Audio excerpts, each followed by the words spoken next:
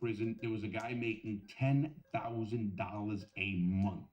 He set up a system with a guard that the guard was getting money to a P.O. box, and then he was bringing in drugs. This inmate set it up with his visit to send drugs to another P.O. box. So nobody met each other on the outside. But this one guard would go to that P.O. box. There'd be a check waiting for him. He would take it.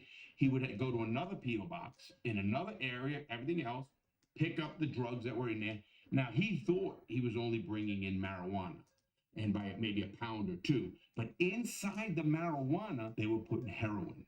So they were putting, not that it matters, whether you bring heroin, marijuana, ecstasy, cocaine, alcohol, whatever it is, it's still illegal to bring in. Obviously, you know, in Atlanta, that was just had a big shakeup. The United States Penitentiary Atlanta, where I had just had a shakeup. I did a video about 6 months ago. 33% of the officers were corrupt. 33%. That means 33 out of 100 were corrupt. Think of that. Obviously going to get in. Another way drugs get into prison is the visiting room. Let me explain exactly how that works. If you go to a visit, they might have a vending machine in the visiting room. They all do. Now, let's say they had M&Ms, M&M peanuts, the yellow bag. You know it from previous visits.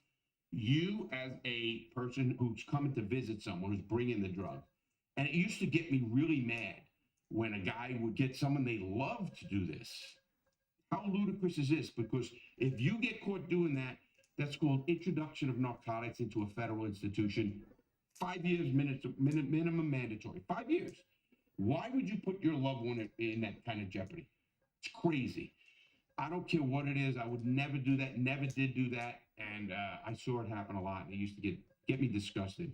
I understand somebody had a girlfriend that they didn't love, or a hooker, or whatever they were, a stripper. Hey, everyone was making money at that point. Everybody knew the deal. That's different. But how can you do that when you have a wife that has kids and you're going to let her bring these drugs in? That's crazy to me. But anyway, the girl knows that there's M&M peanuts. Now, at this time when I was in, you were allowed to bring in those things. But here's what they would do. They would go buy